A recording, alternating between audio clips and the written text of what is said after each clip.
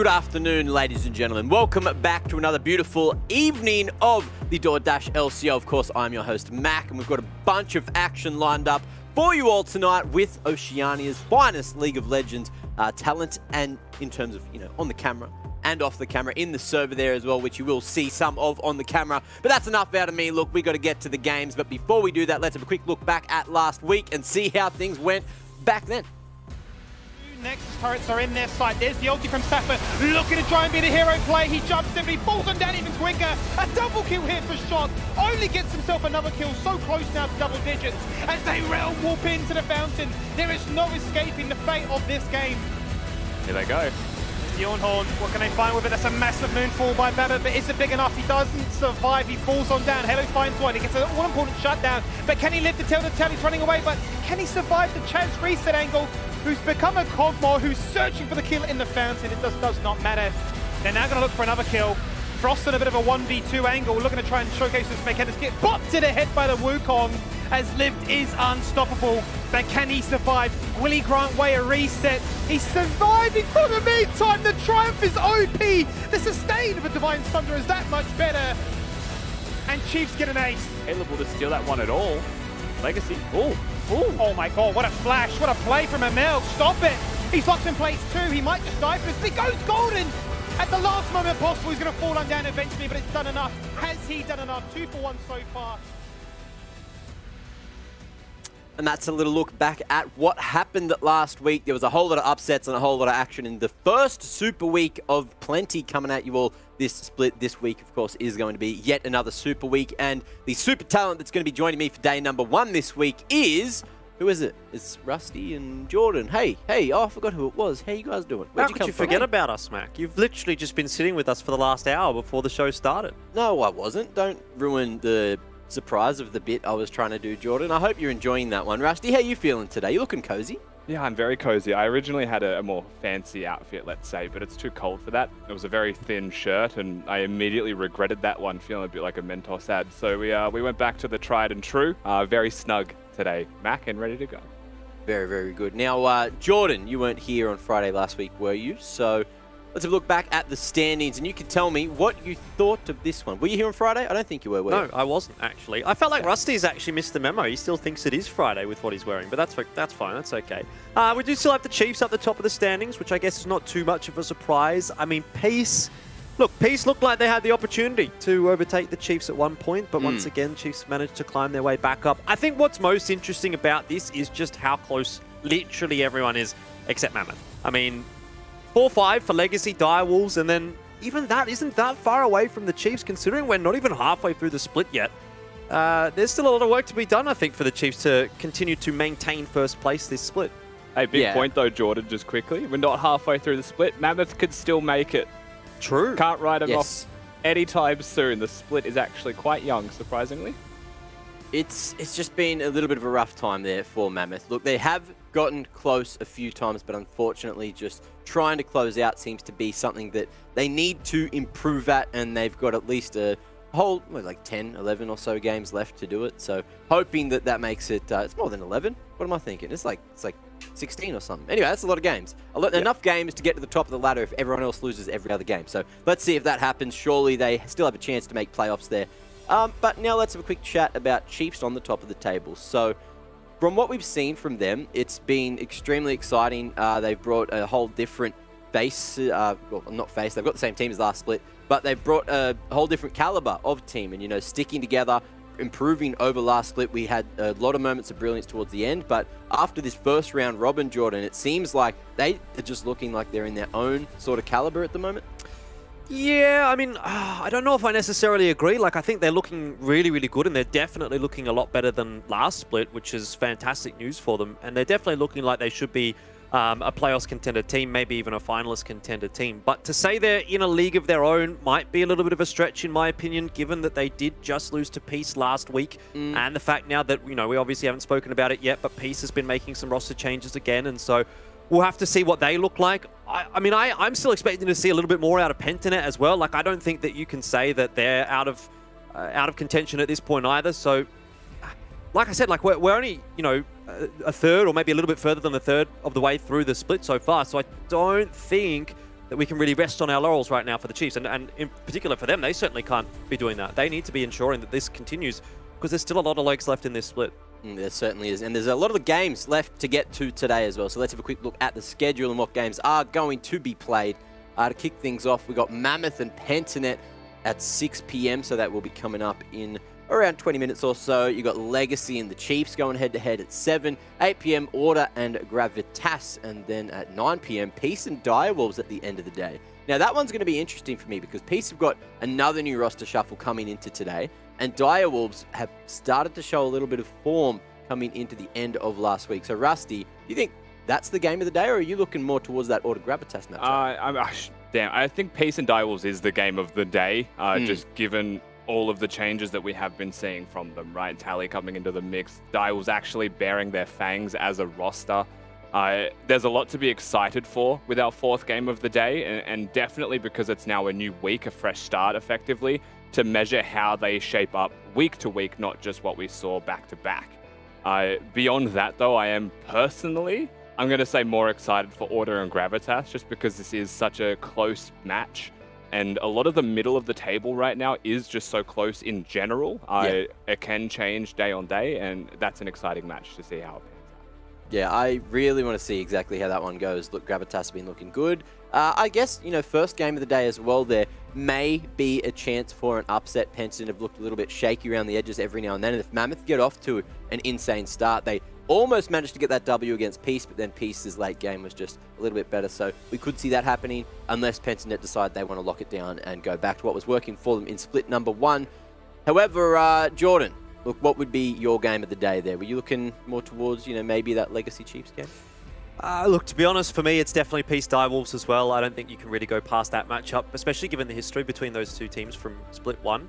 On the topic of Pentanet versus Mammoth, like, I don't necessarily disagree with you. I think Pentanet has looked a little bit uncharacteristic, a little bit out of the water of late, and maybe Mammoth can get their first dub on the board. But look, to be honest, it's going to take a big step up from the Mammoth lads, and I really hope that they can do it. You know, I really do hope that they can do it, and I almost hope that they can do it against Pentanet because that would just be an exciting upset. But yeah, I mean, I suppose in a roundabout way of answering your question, sorry, I've got nothing interesting for you. Peace versus Direwolves for me as well. Everything you're saying is always interesting there, Jordan. Now let's have a quick look at the key picks for today. And Rusty, today it is high win rate champions with looking like 3 or more games here in the LCO. Yeah, so I'm going to run through 11-13. A lot of these champions do have high wins in the patch prior, but just to quickly run through the picks themselves, Ezreal is 5 picks, 2 bans with a 4-1 win rate. Leona is 3 picks and 100% win rate on this patch with more prior.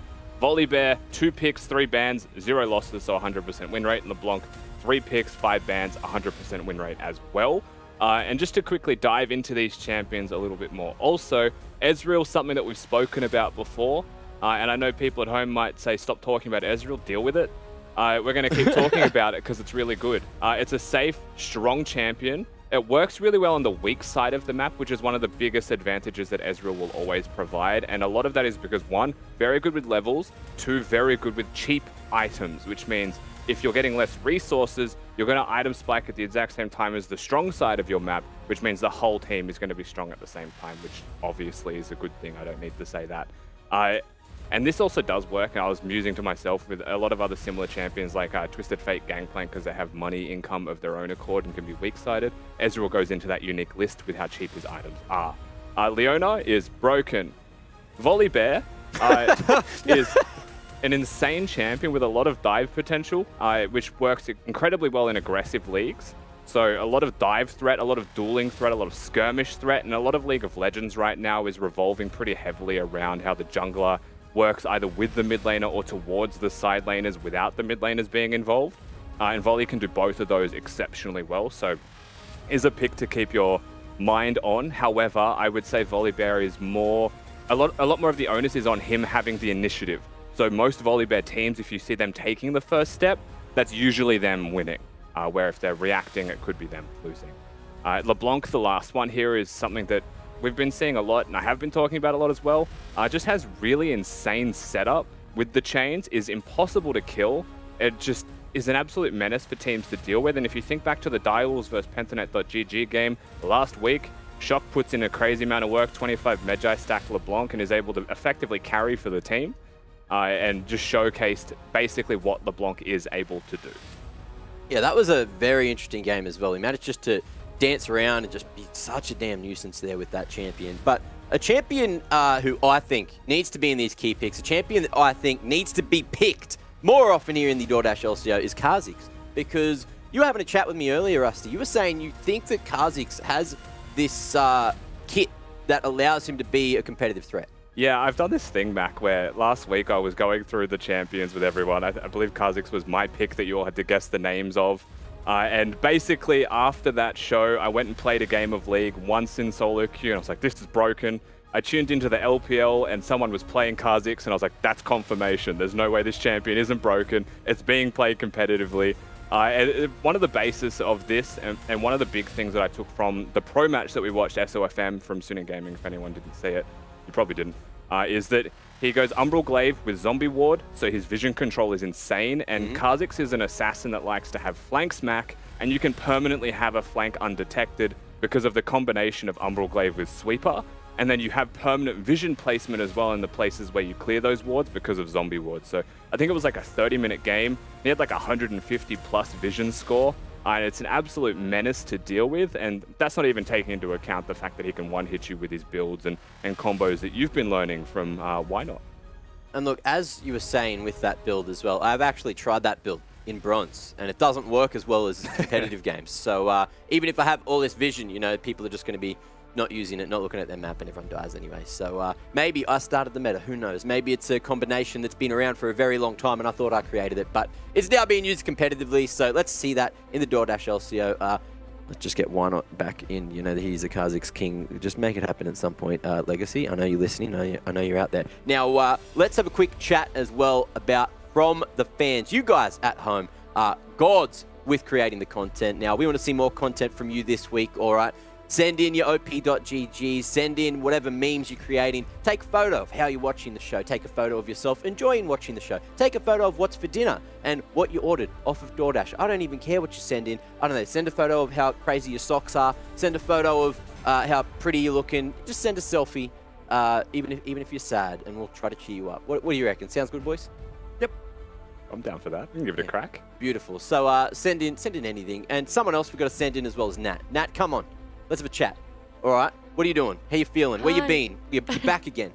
I am back. This time you have to deal with me instead of Juice. I hope that's okay with you guys. I'm looking forward to first Super Week for me, though. Second Super Week for you guys.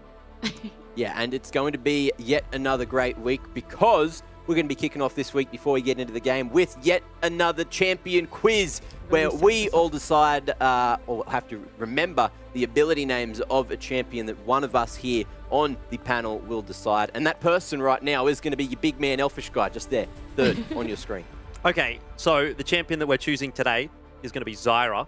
I wanted to choose one that wasn't going to be too difficult, but also wasn't going to be too easy. So I feel like this is a nice middle ground. I don't know what you guys were starting with last week, but why don't we leave the passive to last? I feel like you guys were struggling with the passive, so I might give you a bit more time to remember that one. We'll go with the Q first. Now, we all know what the Q does, so anyone have any guesses for this one? I don't know what the Q does. I've never played Zyra. I sort of just see that. Is it the one with the flowers on the ground? Oh, well, it does do stuff with the flowers on the ground, but it's not the one that it's the puts the flowers on the ground. rectangle that spawns the ranged plants. That's right. I think I know the names of these. You're kidding yourself. I reckon there's a couple you guys can get. All right, give us hints because I have no idea about what her whole kit's about. It's probably like Thorn something. It's not Thorn something, but you're on the right track. Flower power. Not flower power either. Okay. How long do I actually have to give you guys, by the way? You got a little bit. Bit more than this? A little bit until you start doing charades. Yeah, the more we struggle, the more hints you give us, and then you just give up after you give us a few hints. Can we just change Jordan's champion to someone else? Yeah, champion to someone else. It's gonna it's fine. The latter half is actually easier, I think. Okay. What if I give you the second word of the ability, which is spines, and then the spines are something, so they could be dangerous or venomous or whatever. It's not one of those two words, but think along those lines. I was going to say thorny. Thorny spines. That's a good one. Maybe we'll send that one to Riot. Spiky spines. Okay, I think you guys aren't getting this one. It's deadly spines. Deadly, so deadly spines. And to be honest, I'm pretty sure you're not going to get the W here either. It's but give it a crack. plants. It is the seeds, but it's not. It's the Doesn't have the word seeds or plants in it, which is kind Does of it have the word soil in it? No. Oh. Is it like, okay, can we get a hint just to kick this off? Is it about the earth? Like, is it? No. It's about the process through which plants get bigger and more evolved. Photosynthesis. Not that smart. Think dumber. Not that smart. Fertilizer. No. Watering the Water. ground. Yeah. No. What do plants do when you Cultivation. give them sun and water? They Sprout. Sprouts. Bloom. Yes, Rusty's Bloom. got the second half, so there's a word before that as well. Wait, what? Dangerous bloom. Growth. Oh, was growth. Yeah. Growth. Deadly Dangerous growth? growth. Not deadly growth. Venomous growth. No. Flower Is it an power growth. adjective? No. It is an adjective. Rapid.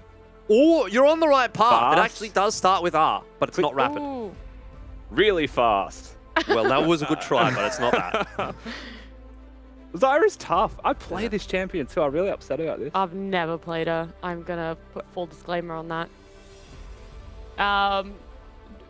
Can we get Real a second letter? growth. R? R what? R-A. R-A. Ravenous. Rapid? Not rapid. You did try rapid before. It's not Yeah. ravenous.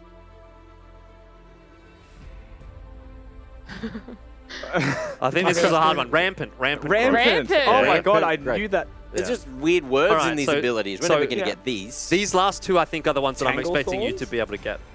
The E is not Tanglethorns, no. Does it have thorns in it? No. Oh. Tangle spikes. No, it's not. It's got nothing to do with Tangle. Why not? I feel like I'm going to tell you this one, and you're going to actually hate yourself, Rusty. Because this one, I feel like you should Oh, absolutely. Strangle thorn? No? get. See, you're a little bit too early with this one, to be honest, Rusty. We'll get there. Oh, okay, so you're saying the ultimate. Yeah, he said the ultimate. Aw. So you got the ultimate. Let's just say you got the ultimate, which was Stranglethorns. Okay. So If what's Skimmy, the That's if Skimmy impressive. was here, he'd appreciate what I said. Anyway, What'd you say? nothing. I said Stranglethorn Veil. That must be some sort of reference to a game that we don't play. Yes, exactly. Now, that's why I said Skimmy would appreciate it. So did Rusty get one? I'm actually... Rusty's got Yeah. one. Yeah, Rusty got Ultimate. the ulti. Okay. He got it on the E, but I'm going to give it to him because you guys have been I'm struggling. keeping count from Yeah. last week's scores as well. You know? Yeah, what is it Oh. that she shoots out? Vines? Vine. Yeah, kind of on the right Weeds? track, but not really. Roots. Some Plants. some Roots. kind of plant that is Oh. not. Okay, never mind. Rose. You know what? Vine. You're close, but you're too far away, so I'm just going to give it to you. It's grasping roots for the Yeah. Yeah. I had roots. I did say roots. Did you? I didn't hear that. Yeah. But anyway. Because I literally Zyra's said cooked. roots. That's Zyra's alright. cooked. All right, and if you'd like, you can try the passive, but this is one that you're definitely not going to get. So Is I it think- flower related? yeah, kinda. I mean, they're all flower They're related. seeds. they're seeds. Yeah. So, like, what she actually does is seeds get randomly placed around that you can turn into flowers. So where do you They're plant randomly placed? seeds? Garden, Yes. Bed. Of what? thorns. Eden. Yes, it is Garden of Thorns. So we got that one too. Nice. Congratulations. There it Well. is. Yeah. Congratulations. What Yeah. a champion. I actually thought you guys were going to get. I pretty much knew you were going to get Stranglethorns because I feel like that is one that comes up a lot. But I did think Grasping Roots would actually come up too. But I was pretty confident you wouldn't get the Q or the W. When I was think- How Zyra much last we've seen picked it. in a competitive game? I was gonna say I think we need to go a little bit more mainstream. Zyra has been picked in Zyra- competitive a long time ago, not recently, I'd say. Yeah, she but- has a niche I'm place, very though. recent. I actually So- really think Zyra could be picked, like, now, in the right conditions. Yeah, I like that Zyra. was. You could have picked an easier one, Jordan. You sort of just. Sorry. That was a real big. I thought that buzzkill. was an easy one.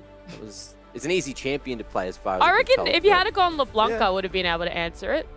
I don't think I could get LeBlanc. I could tell you right now. Does all she 5 have an ability abilities of called LeBlanc. Miasma? That's the only thing that's coming into my head. That's Cassiopeia. Yeah, see, I was terrible. When you guys were doing Alawi, I thought Idol of Durand, and then I was like, hang on, isn't that Galio? What's it? Sigil of Malice, Distortion, Chains of something, and then Mimic.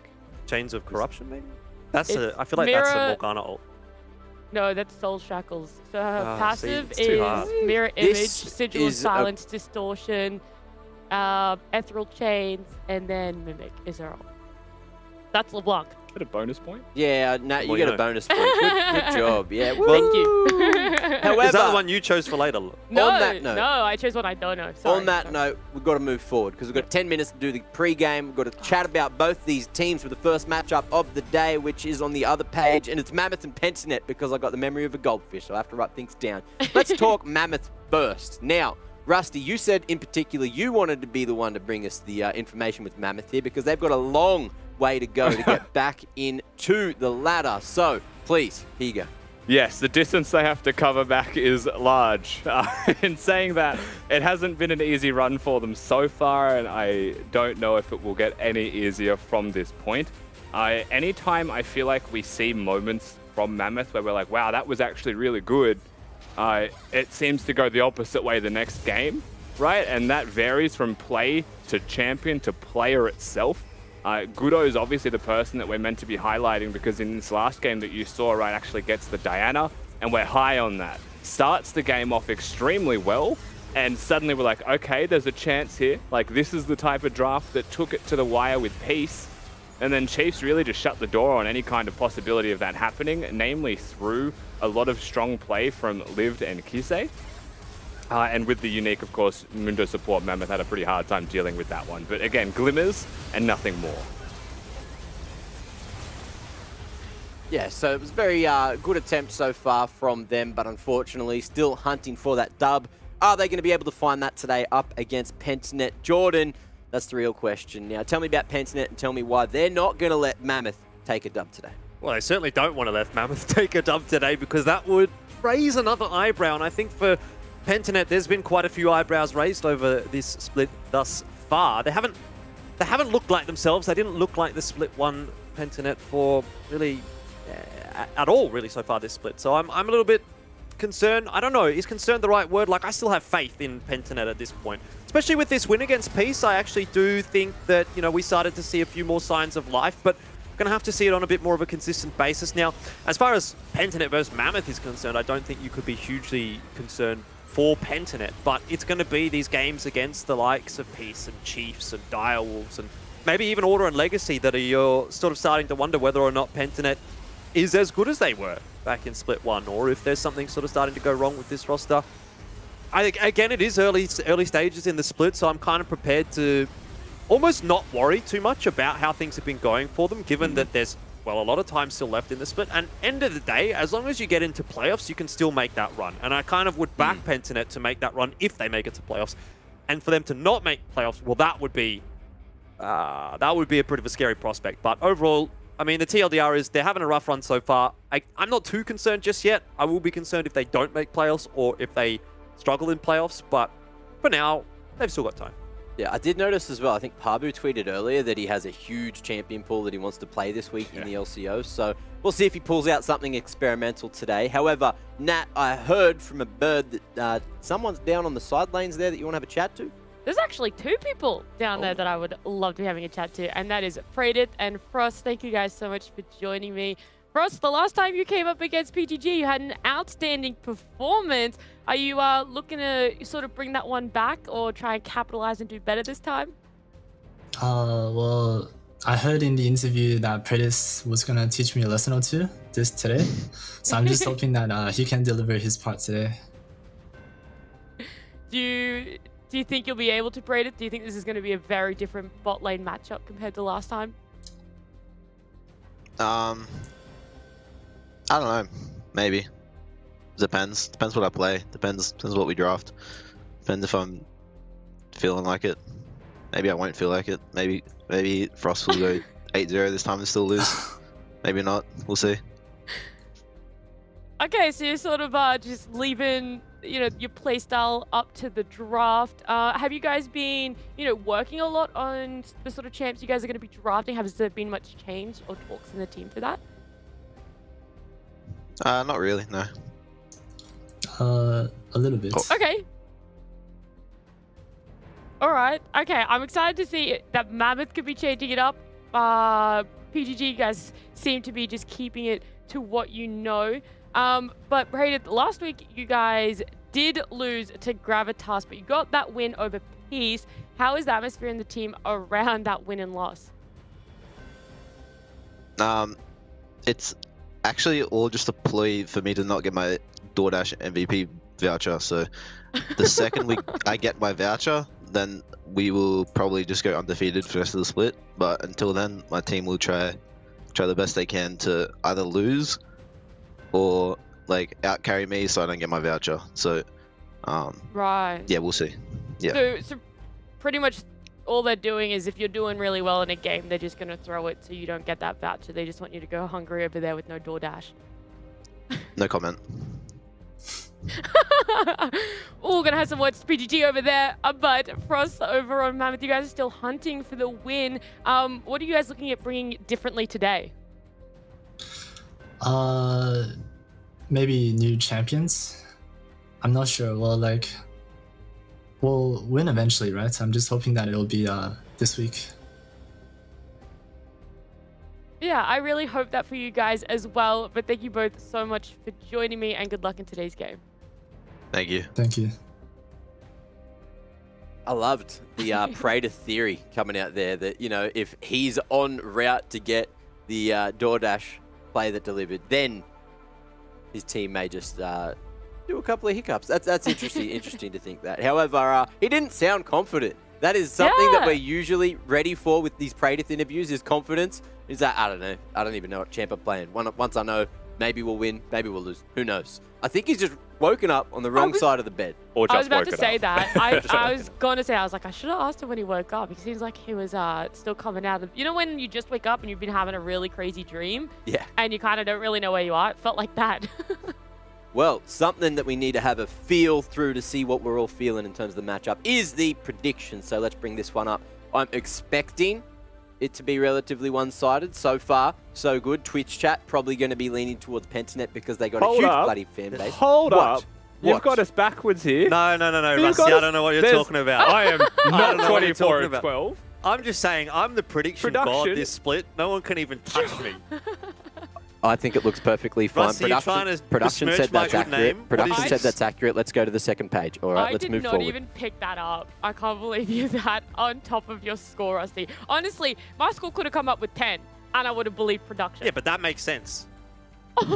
Wow. Wow. Apology accepted. I'm just going to see myself out. Don't worry, guys. Look at that shit-eating grin he's got in his face. You never get to see that from Jordan. He's having a good time just hanging it on everyone today. However, everyone pretty much going for Pentanet. Now, if production could please change Rusty's prediction onto mine next time so I can feel good about myself, that'd be great. Maybe But you should anyone... stop asking Twitch, man. Yeah, well, Twitch keeps going for the favorites, you know. Twitch, and when they don't go for the favorites, then I'll lose anyway. So who bloody knows? Let's Who is see. the favorite anymore, Mac? No, That's a what- very good question, actually. That's a good question. What is the favorite? I'll tell you what my favorite is. Getting a little bit of DoorDash here at 6 p.m. for dinner because I'm damn starving, but there is a game coming up. Now, both teams have mentioned having some experimentation in terms of the champs that we're going to be seeing in this matchup. So I'm excited to see what Mammoth bring, but I'm also excited to see what Pabu brings, or if maybe even Praetor's down in that bot lane goes for something different, because I haven't seen him play too much other than the Cogmore. Everything else, yeah, he's probably had some more success when he's not playing that Cogmore, honestly. Cogmore's an interesting beast, I think, at the moment. Obviously, you have that high carry potential, but it's quite easy to shut down if you're misplaying it, if you're out of position. So you kind of need to be on the ball when you're picking that Cogmore, and also, obviously, you want to be looking towards a strong support to be laning with that, whether it's Lulu, Karma, I don't know what else you can sort of chuck in there. But I don't know if we're going to be seeing Cogmore come out here from Mammoth in particular against Pentanet. I feel like they're going to be a little bit too on the ball in terms of being able to shut that down. Well, hopefully they've been watching the broadcast and seen what we've been asking for, what Rusty wants, which is that Kha'Zix in the jungle. Well, let's see, because Champ Select is ready. It is going to be Mammoth taking on Pentanet for game number 1 of Super Week number 2. Let's get into the fun. Super Week number 2, that's always an exciting prospect. I think we actually have 3 Super Weeks this split, Rusty, so next week's going to be a big one as well.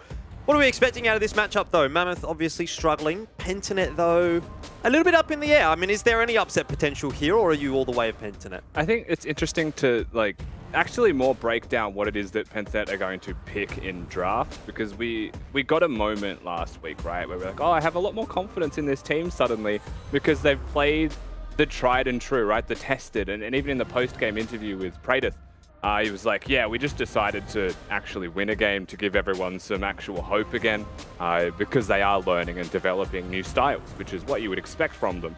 The tried and true was like the tank's top lane, the Thresh, Aphelios bot lane just scaling and stable. The Kalista was like the more aggressive option where they have been losing games. So for me, it really does come down to the actual champions that they choose. Well, one of the champions chosen for Pentanet, obviously that Lulu. So does that leave the door open for the Cogmore selection here, or is that maybe something else that they'd rather just pair there? I mean, normally I see the Lulu. I think Cogmore's going to be the next pick, so you'd have to be expecting that if you're Mammoth, right? Yeah, for sure. I mean, Cog Lulu is always an angle here. It's something that Mammoth are very familiar with, so they may have things that they could consider as answers. Karma Cogmore is also a lane down in bottom, so it really is just a matter of style here.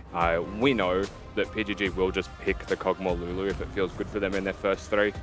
They may veer away from it. It's entirely their choice.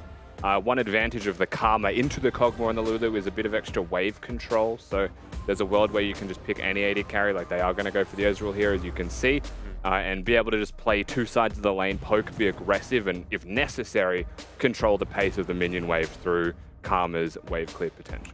Ends up being a Felios instead of the Cogmore, which, to be honest, kind of still fulfills the same role. You get him scaling up nicely with a Lulu behind him, and it's almost an unkillable carry later on in the game that's going to dump out a ton of damage. Still a relatively difficult lane against the Karma and the Ezreal, but I do feel as though Felios might have a little bit of an easier time than what Cogmore might. Just has that little bit of extra range to play with on a consistent basis. Have to see how this one does pan on out. I mean, obviously, that aside, we've got Lee Sin and Nocturne on either side of the field. A couple of flex picks at this point in time, not entirely sure exactly where they will be going, especially given the fact that we actually haven't seen that much Nocturne at all from Mammoth. Yeah, Nocturne's an interesting one here, because I do think that's still very strong. It's just not something that Mammoth have gone out of their way to pick. Nectar seems like much more of a standard, I want to say like prototypical Bruiser player or Juggernaut player. And Wei prefers, from what we can tell, more niche champions and more mobility, right? Like loves the Lucian pick, plays the Viego. Is not going to have either of those potentially this time. We'll see, of course, how it pans out for him. And one other thing here as well is Mammoth keeps saying every single week they want to pick new stuff or do new things. And I would like to see some standardization more than anything else from them, because I don't think it's necessarily draft where they're losing, Jordan. It's more so the rest of it. Diana. That'll probably be for Pabu. And Post cleanse. look, I don't know if I want to bring up some of the previous Diana games that I've seen from Pabu, but I'm hoping that he's going to be able to turn things around. I'm sure he can. Very, very solid champion. Nice little combo starting to come together here for Pentanet. We do see the Ziggs hover, which is an interesting prospect because we've already got the Ezreal lock-in. So, by all accounts, that now has to be a Ziggs mid, which is not actually something I think we've seen too much of this split, but I mean, Chaz played it a little bit earlier on in the piece, a couple of weeks ago. Not sure how this is going to go, to be honest, for Mammoth. We'll see. I'm not saying that it's likely, but it is always theoretically possible that you have something like an Ezreal mid instead if it's a favorable bottom lane. Karma Ziggs is actually insane. Last week, while we were watching a lot of the LCO games, I kept talking about it in draft because you'd see an early Ziggs and you wouldn't see a Karma with it ever. They often went the Leona route, but it's always possible. Unlikely, however, a Volibear is going to be what rounds out their composition. Works really nicely, actually, with the rest of their squad. Good dive threat, a lot of very good skirmishing, and actually dive threat under turrets. Being able to reset turret aggro multiple ways there. Looking at the other side here as well, though, I want to say it's all pretty much standard across the board, with the one maybe surprise that Bio's not playing his Bruiser or tank, but I think if you're a long-term fan of BioPanther, you know this isn't massively surprising. He can kind of play everything. Yeah, I was just wondering which order these champions are going to go in for Pentanet, but it looks like it'll be BioPanther up into the top lane. I like to see Chaz on the Lee Sin. I think he's had some pretty impressive performances on that champion, and you do want to sort of get in the face of Ziggs every now and then. Keep him a little bit busy so that he doesn't just scale up and become a monster.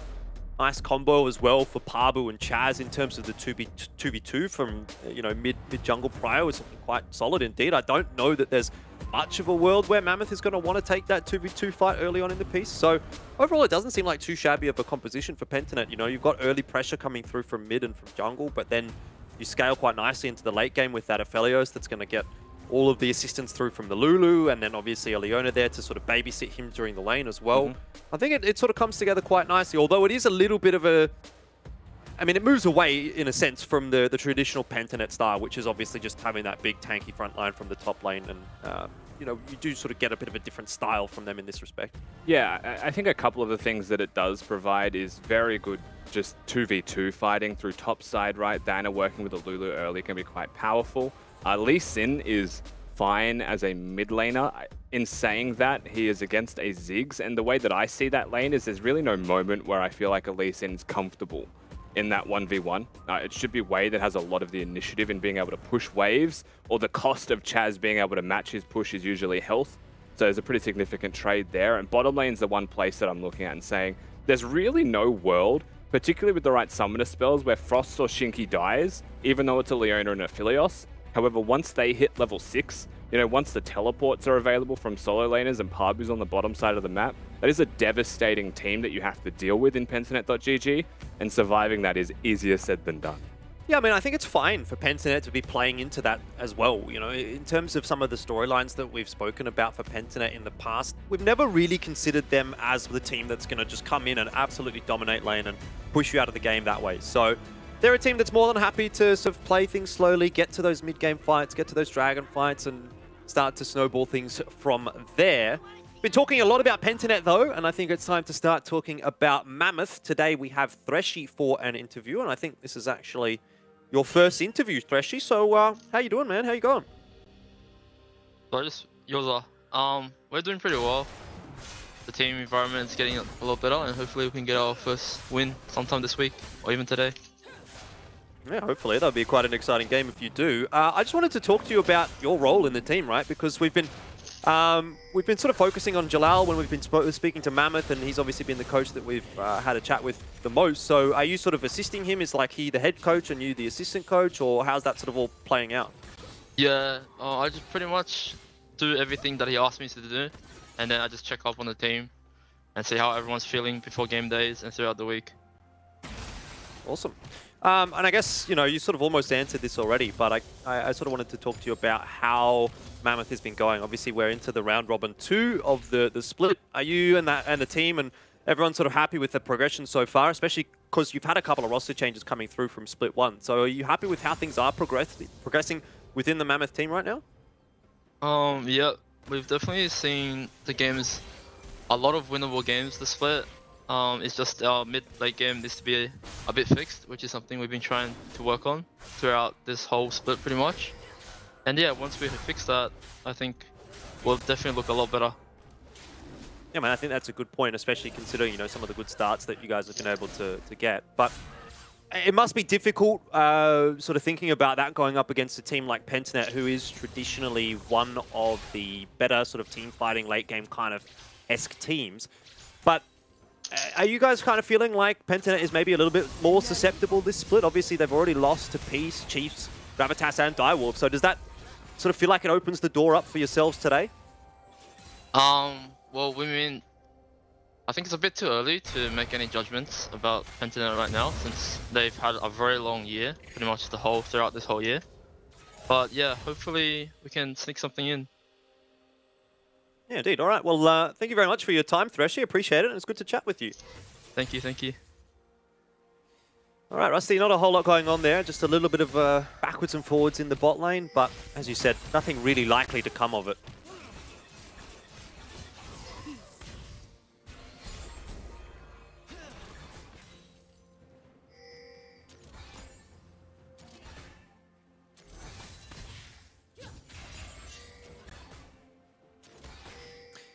A couple of nice tags through there from Frost, having put Praetor down to 2/3 of his HP. He does still have that pot in tow, but Goodo is again looking for an early gank in the bot lane.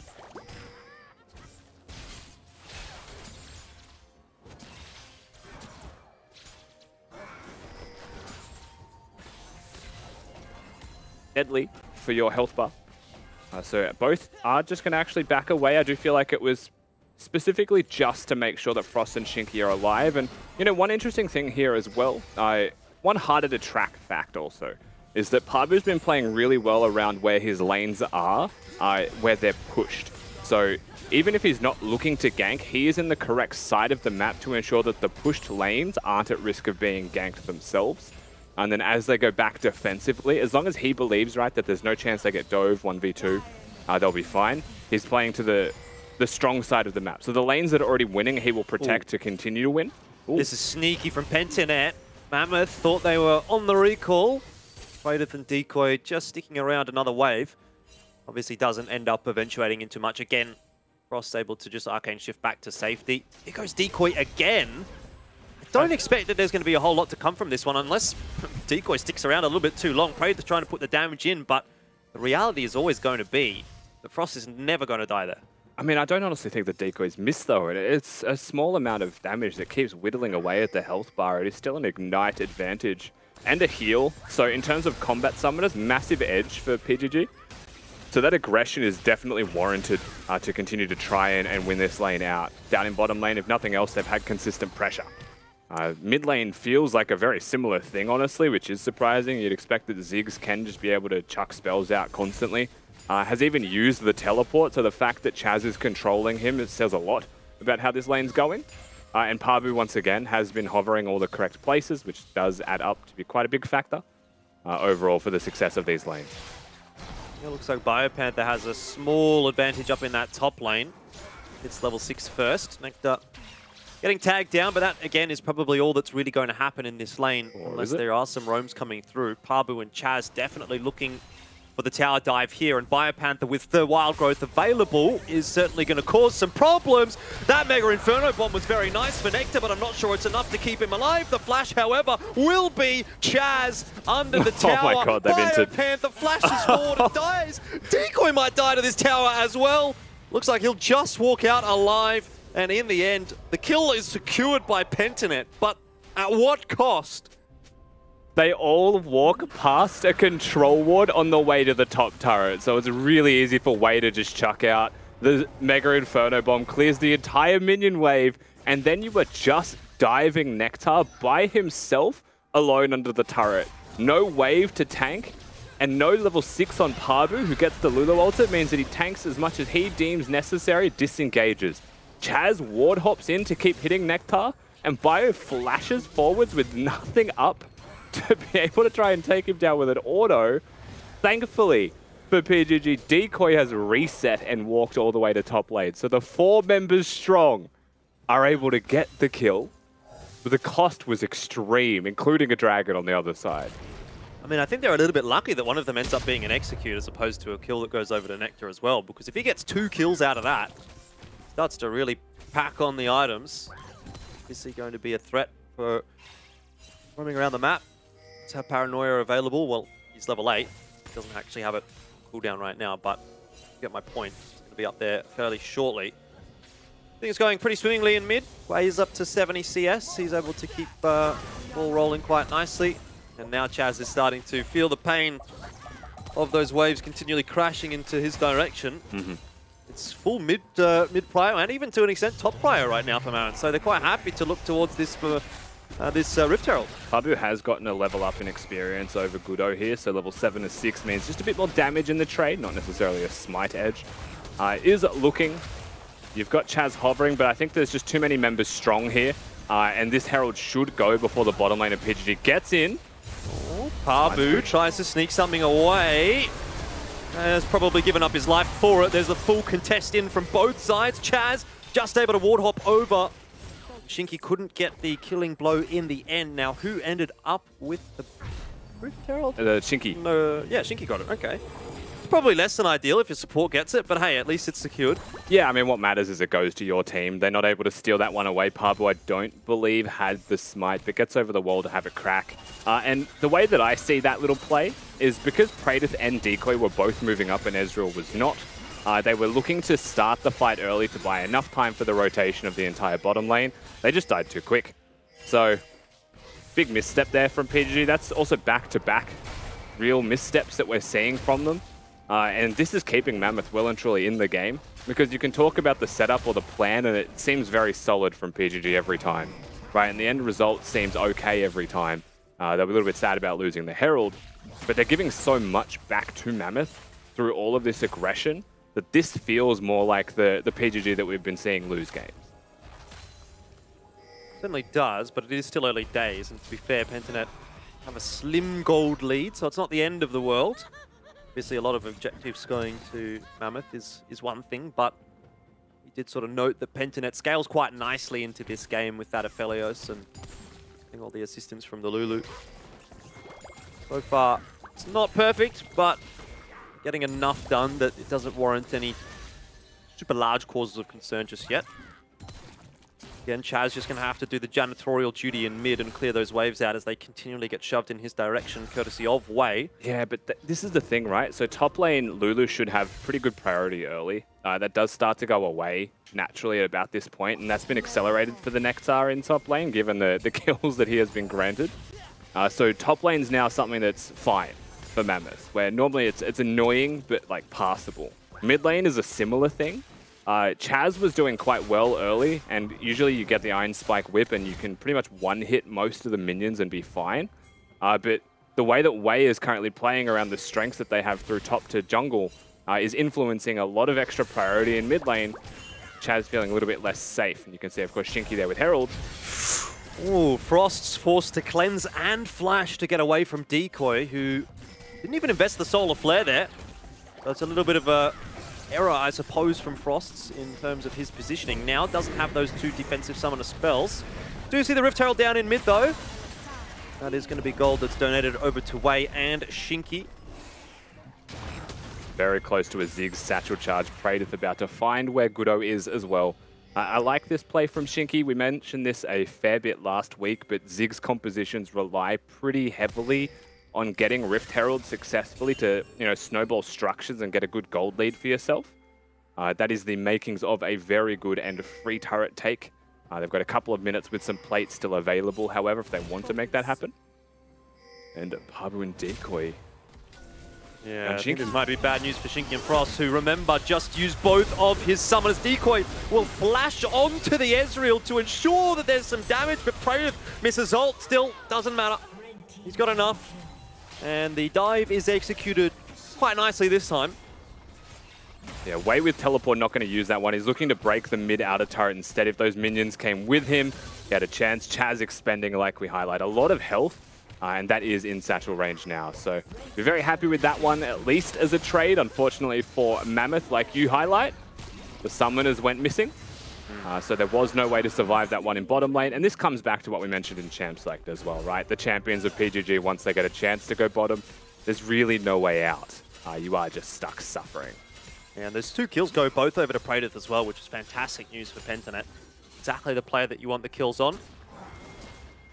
Certainly been a focal point for the Pentanet roster, especially so in Split 1. It felt like it was sort of the Praedyth versus Violet show. I think things have definitely changed up as far as storylines are concerned for Split 2.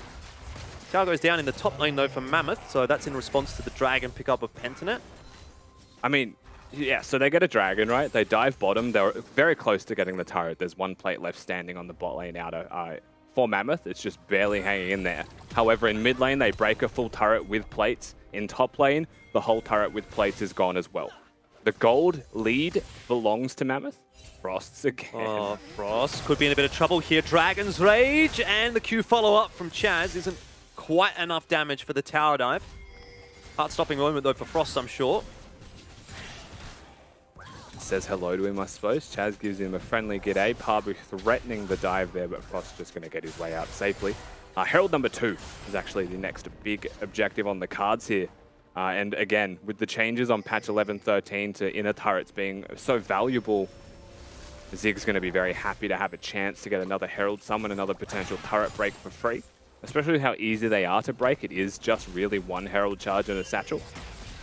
Well, plates have gone down. Chaz is able to safeguard to safety. He'll walk his way away from Nectar, but teleport available for both of those champions down in the bot lane. So once this Rift Herald contest does eventuate, you can expect to see both TPs coming in that direction. Goodo is just caught. And that's the power of Leona. So much lockdown. Shinky also followed up on, and well, Nectar's in here to execute Decoy as well. Mammoth end up actually forcing that into a 2-for-2 trade, which it didn't really look like it should be. No, it works out very well for Mammoth, though, on the back end of this. They've got the members in the correct area. Should be able to catch that top wave for free and have a lot of freedom now to look towards the Herald. Now, they don't have a jungler alive, so it'll be a slow commit if they do go for it. And the fact that Nectar's actually walking towards bottom is an indicator that they're maybe not even considering it. He will change his mind, so scratch that one, thankfully. I was getting confused for a second there. And just a quick check, Jordan, on the benefactor of all of this for Mammoth. It goes exactly where you'd expect it to be, right? The turret gold is worth so much pre-14 minutes. And the two big members of Mammoth there on top. Well, I was going to say, I think it's interesting now we can draw some parallels to previous games for Mammoth, but in different lanes and different positions, right? They've been able to get leads, there's no question about that, but they haven't really been able to convert them. And a lot of those times, the leads have actually been either on Frosts or on Goodo. Now we've got leads on Wei and on Nectar. I wonder if that changes the script a little bit here. Does that give Mammoth another avenue of attack? Does that give them a bit of a more easy time of closing this game out? Not that, you know, we're at that point just yet, but I wonder if Nectar and Wei are going to have their time in the sun here. We've got one good skirmish and one good team fighter, usually the people that get leads for Mammoth. This time around, we'll see exactly how Nectar's able to translate his advantages into team fights. It's not easy. Ooh, Frosts could be in trouble here. Pabu looks for the ultimate, doesn't quite manage to connect it. Obviously under tower, Frost is quite safe, and all in this meanwhile, Rift Herald is being completed by Mammoth. And it should well go their way. Chaz trying to deny it. Shinky's going to have to walk forward again. Nope. It's going to go over to Goodo. So that's fine. They do manage to retrieve it. This time it doesn't actually go onto the support either. And I'm starting to really get the vibes of disliking what I'm seeing in certain aspects from PGG. This necessity to fight everything. And I think in theory it's fine, right? PGG may say they're the better team. If they set up as 5, they'll win no matter what. But realistically, right, let's look at what's available on the rest of the map at the moment that the Herald was being done by Mammoth. Because it wasn't an instant Herald after the team fight. They play slow, they wait for the jungler. On the bottom side of the map is a full red side of camps and a scuttle crab. You could take that away, right? And in terms of the gold value that you get from full camp clears, as well as at least one wave apiece on your carries, it can add up to the Rift Herald itself. So if you're going to contest it, you contest it. You don't stand on the other side of the wall and watch as they take it slowly twice in a row now. It's a real waste of time. Dragon's going to be spawning. And this time it'll be Pentanet that have priority of the river. Mammoth the ones that will look to recontest, if they look to recontest, because at the moment they're a bit more focused on that mid wave, and they might just shove that in, pop the Herald down, and take an inner tower. Chaz is doing his best to defend, or, to be fair, probably even just get away. This is definitely a tower gone. Not even going to require the satchel charge. The Rift Herald's going to do it. But the recontest through, and that's a very nice ultimate from Pabu. Mega Inferno Bomb across the top from Wei, who's still trying to dump damage over the wall, but he's just not having the impact. The rest of Pentanet was there, Mammoth was split, and Pentanet finally find that engage they've been looking for. Yeah, Mammoth start this fight split, they stay split through the duration of it, so there was really no way they were going to come out on top with the team fight victory there. Well played by PGG, they actually find the avenue of engage. Now, Mammoth do basically just walk into the front door and say, flank us if you dare. Rift Herald's still alive, by the way. Rift Herald definitely about to have another charge. Ooh. No, not quite. Minions too strong. Guess it looks like Minions killed it. Either way, PGG get the well-deserved and must-need fight, I want to say, even though they've had gold advantages on and off throughout most of this game. Mammoth are the ones who I feel like had some onus there, right? The ball was in their court. You've got the Herald, you've won a couple of team fights or gone even minimum back-to-back. Now, Pabu kicks this one off. It's a 3-man ult. While exhausted, still does good damage. Now, you just see an Ezreal and a Ziggs ult come over the wall, and then you just watch an Ezreal and a Ziggs standing on the other side of the wall saying, what do we do, man? The big head scratcher there from Mammoth, choosing even for Nectar to go in there as if they'd be able to kill Pabu.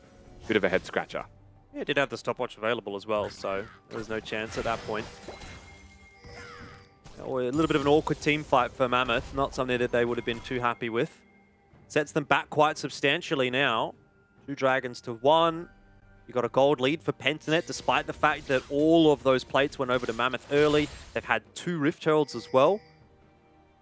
And so suddenly, the gap starts to grow, and the players that you expect to carry this game for Pentanet right now are looking pretty strong. You've got Braided 4-1 and 3, so he's going to be a threat.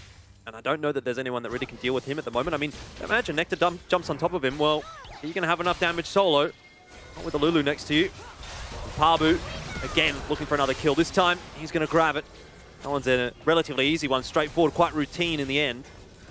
It's just another loss for Mammoth that they can't really afford at this point in time. Yep. I think you've just about nailed it there with your last point as well, though. Like, a Zig's composition is usually about getting some structures, building a gold advantage, and maybe even sacrificing some Drakes for it, you know? Play the map and just try and be the better team around all 3 lanes. PGG do start at moments falling behind here and there, but now the gold has stretched to about 2,500. They've got the kills, and they do have gold on the relevant members of their team. They're sitting very pretty.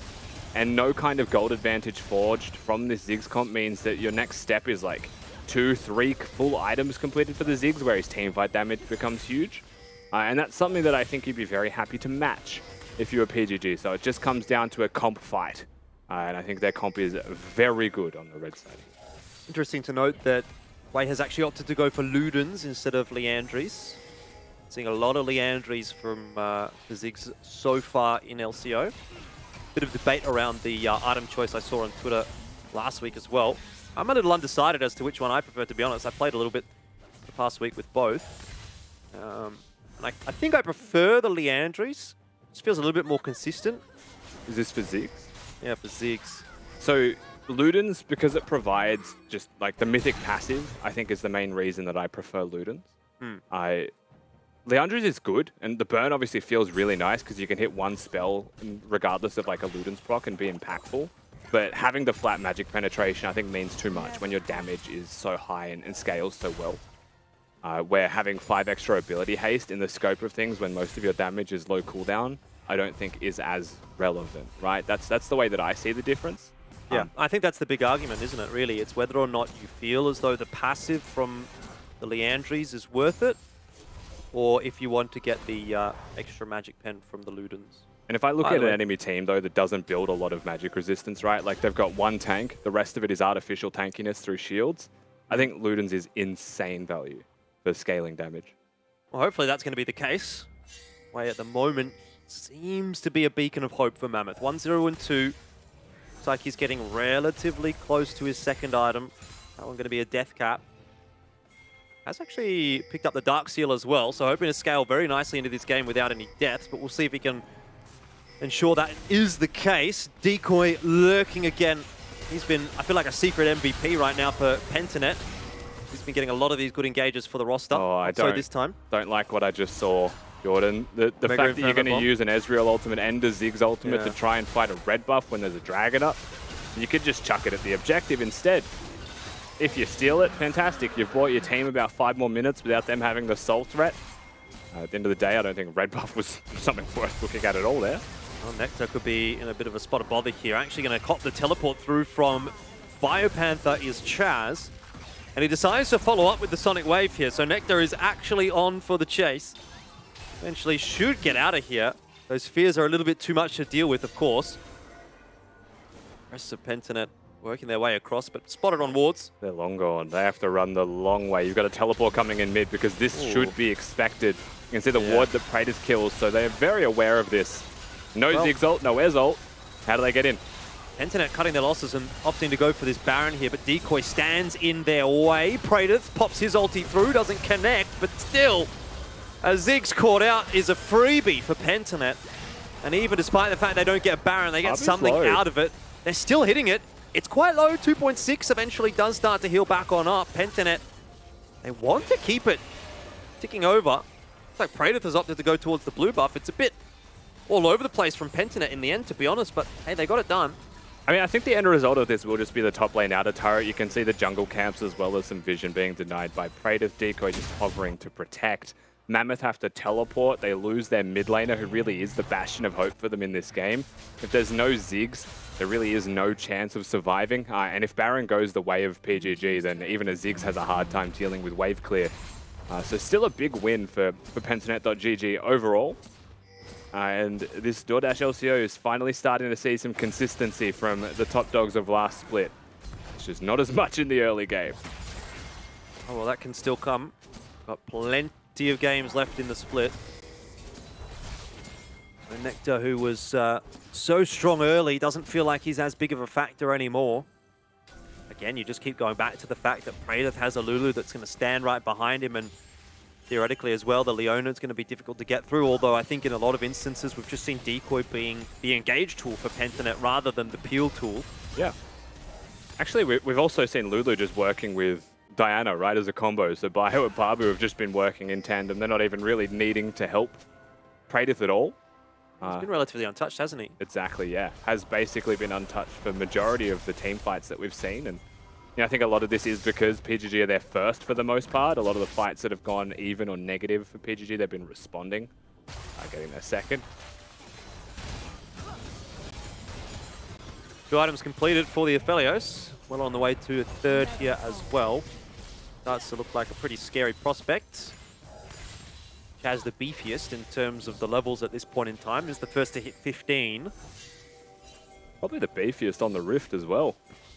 Yeah, Sterak's completed, Gordrinker as well. Level 15 Lee Sin with that much health is going to be very hard to get through, particularly with a Lulu there to amplify that further. And at the moment, you know, one other... I'm going to say the biggest thing right now that you need to look at in this game, it's not just a 50 CS lead for an 80 carry with 5 kills to 0. There is a 70 jungle CS lead for Pabu on this Diana with 3 levels. Yeah, Gudo is absolutely cooked in this game. He has no way back into this one. I mean, his next step is to build a Zonya's Hourglass so that he can keep up with Diana in team fights for at least duration alive. Yeah, it's never fun to get behind on a tankier champion, is it? Start to get blown up. Chaz looking for something over the wall. So is Pabu. He's just going to decide to send it. Collects a couple with the ultimate, and the charge forward is there from Pentanet. Here comes Nectar into the back line, but as expected, what's he really going to do? Praedyth this time, copying the wild growth. We'll just walk away quite safely. Pabu dies though. It is a 500 gold shutdown that goes the way of Frosts, who's able to get his first kill of the game. So you'll be happy with that one if you're Mammoth, to be perfectly honest. I guess all things considered, that actually works out in the favor of Mammoth, though it didn't seem like it would. No. I mean, there's still the mid lane outer turret goes down. You've got the Cloud Soul in 40 seconds to contest that one's a very difficult task. No Ziggs ultimate to fight that one, nor Ezreal. So it may just be a whole Cloud Soul given as well as the turret. But for gold injection, I mean, if I'm Frost, I'm saying that's good, right? I'm one step closer to my Serilda's Grudge, which is super relevant for winning team fights. Look at that shield. Look at that shield. That's why I think we need to remove Lulu, by the way. Disgusting. Too big. And it's on like a 5-second cooldown. It's not fair. Anyways, besides the point. 6 seconds left on the Dragon here. This time at least Mammoth will be able to get the red buff. So they will have a couple of those power ultimates to contest with. Chaz in the top lane. We'll go back to base, but he has teleport available, so he's going to be an ever-present threat. And in fact, decides to start teleporting behind as Pentanet kick off the Dragon. That'll go the way of Pabu, so that's Soul already, but this might just be game over for Mammoth. Look at that combo from Pentanet. Pabu survives by the skin of his teeth, and Wei certainly will not have that luxury. An ace for Pentanet, a Dragon Soul for Pentanet, and this will be a few towers to boot as well. And you know, I'd hate to say it before the Nexus dies, but I think you may just be correct there that this game is all but over. Not enough minions to end the game here, however. They may try and push super aggressively with the 1 minion that they have remaining, and they may try and force the end if Chaz tanks it. Here they go. Well, it looks like they might just be going for it at this point. Pentanet feeling confident. Still 3 seconds on Shinky, 6 on Gudo. I don't even think that there's going to be anyone there to defend right now, Rusty. Pentanet have taken both the Nexus towers down already, and the Nexus follows suit. A very swift victory from Pentanet.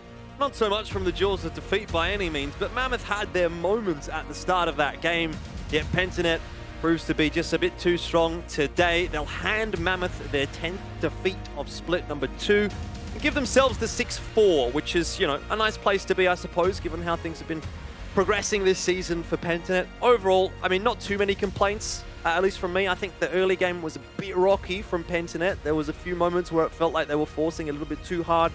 But once the ball gets rolling, it looks like the same old from Pentanet. Yeah, and once they get a lead, they do still feel like that same team that we saw in split number 1. So all credit to PGG. It was a good game for them overall, a good win. My MVP was that single minion that was still alive to allow them to just end the game out right there. Where otherwise it could have just been an inhibitor, then disengage back to an objective. And it was clean in the end. Still a lot to clean up for them, however, in the first 15 minutes of that game. But you can see what capabilities are there for this squad when they actually knuckle down and play their best league. Mac, what did you think about that game? You know, I think you got your prediction right, courtesy of the Twitch chat. 82% I saw going the way of Pentanet, which would be a happy contingent, I suppose, after that. Yeah, that's what I'm most excited about from this game. No, there was a whole lot of action. You know, Decoy certainly setting up a very large amount of those ganks and large amount of those kills as well. And Mammoth just looking more lost than what we've kind of seen him. It was one of the first games where we've seen Goodo just get shut down so hard. So he didn't get to have pretty much any influence. You mentioned, you know, probably like 5 minutes there towards the end, or 5 minutes ago rather, where there was the 70 CS lead, there was a 3-level lead, and it was just way too much for Goodo to even have any presence in the game, in those team fights. And at that point, it was just all over Red Rover. But it's good to see Pentanet finding some form and a bit of consistency, because that's what we need from them if they are looking to, you know, compete for the top of the table. Now, before we get too much further into this one, Mammoth, yes, they did look good at the start, so they are showing some signs of the early game being a very strong point in their game. But again, it's like that mid game, that late game that's looking a little bit rocky, and that's what we need to see more from Mammoth to get that W on the board. However, this is probably one of their hardest games they have coming up this week, so at least that one's out of the way for them. Yeah, definitely. They are seemingly quite confident. A lot of the conversations they've been having is they will get a win maybe this week, and a lot of positives about that one. But you know, what started so well for them in this game did immediately swing back the other direction. And of course, there is a caliber of opponent that they had to contend with here, Mac. But at the end of the day, I think you are seeing once again glimmers from individuals, but nothing that converts just a glimmer of hope or a drop in the ocean to an actual meaningful victory yet. Yeah, now, Jordan, are you, I guess, scared from what Pentanet could do if they do start to find that form from what they had over towards MSI again? Look, if they can find that kind of form, yeah, definitely. I think then they're going to be a team to beat. At the moment, I mean, look, a win against Mammoth probably isn't enough to convince me just yet that Pentanet is going to be the force to be reckoned with that we saw from Split 1. I think in the early game here from Pentanet, there was probably a few things that would have been punished by better teams. You know, if they're going up against Peace or Chiefs, do they get away with giving up to Rift Herald? Do they get away with sort of that tower dive in the top lane that doesn't quite go the way that it probably should have, and then be able to come back into this game quite so easily? I'm not sure that would be the case. Overall, obviously, it's good signs from Pentanet, a good start to the week, but let's be real. I take the win against Mammoth with a grain of salt. I think I'm going to be expecting to see some bigger things from Pentanet when they go up against some tougher opposition, and that's where I'm going to start to really, you know, sing their praises. And one thing, Mac, just quickly here as well, while we've got the items on your screen, is just to highlight that the composition of PGG has an abundance of shields, and there's no Serpent's Fang. You know, there is the 1%ers that, like, when Jordan mentions the better teams might punish, that is actually one of those facets, right? It's not just vision, it's itemization choices, and that just wasn't there on the day for Mammoth. So you think the Serpent's Fang would have just been so much stronger if they did build that? Lulu, Diana, Lee Sin, absolutely. If you have to force a shield bow as Praedyth, even then, right? The amount of shields, if you can get a Serpent's Fang, you should have it.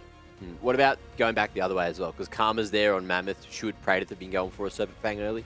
I mean, against a Karma comp, if you're snowballing and you're worried about the shielding, 100%. But I think just because 3 members strong, right? Not only would building one be good for your lane, it would be good for team fighting. So definitely valuable. Right, very, very good. Now, that was one of the shorter games. I still need to double check what the shortest game is this split. But at least it was sub half an hour, which keeps us on schedule. So a great way to start the DoorDash LCO for this Super Week. Now, let's bring Nat back into the conversation and have a chat with her about what you thought about the game, Nat. Yeah, it was really good. I gotta lie, I'm not gonna lie. I always come back and I'm a little bit off center. I'm just too far leaning this way. But, sorry, I just had to, I don't know why I had to make a comment you on too. that one. Yeah, I was so tilted all the way to the PGG side. But no, it was really good. It was great to watch. It was a nicer showing from Pentanet, but I don't know if it was just Pentanet being back on track or maybe, you know, Mammoth kind of falling apart. But I guess one way to find out is if I jump down and jump into an interview with Chaz and ask him some questions. Congratulations on that win. How are you feeling after it? Pretty good. I think there was a bit of some send-it moments that game that didn't go exactly how we wanted, but it was still an okay game, I guess. Yeah, it looked quite strong from you guys. But the draft-wise, did it go as you expected? Because in the pre-game interview, crosstalk that Mammoth were like playing with some new champions, but did it go how you expected? Did anything take you by surprise? It went pretty. Like I think we were more expecting them to first pick Lulu actually. So the fact that they gave us Lulu was like strange because I think that's something that they normally do is to take it on blue side if it's up. But other than that, like we had preparations for everything coming in. This is probably like the worst iteration of what could have happened. But we were still prepared and happy to play this out. Yeah, we've been spending a lot of time like running through all the different scenarios so we are comfortable with things because we've ended up in a lot of situations where we weren't exactly comfortable with the champs we were playing against, like enemy champs. So that's been a lot of like our focus is making sure we're all on the same page with what we want to come out of the champ select.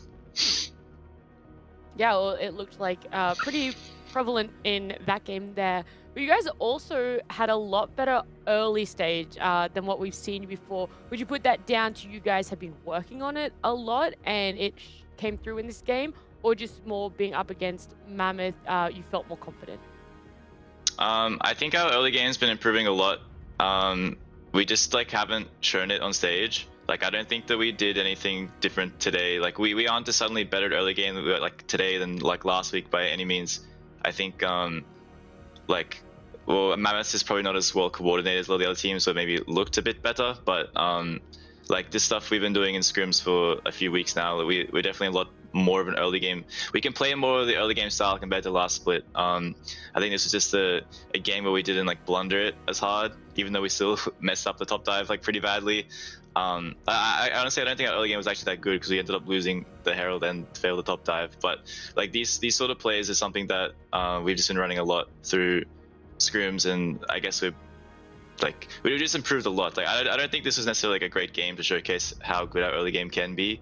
But yeah, I think more so probably just Mammoth's not like as coordinated to deal with what we were doing, I guess.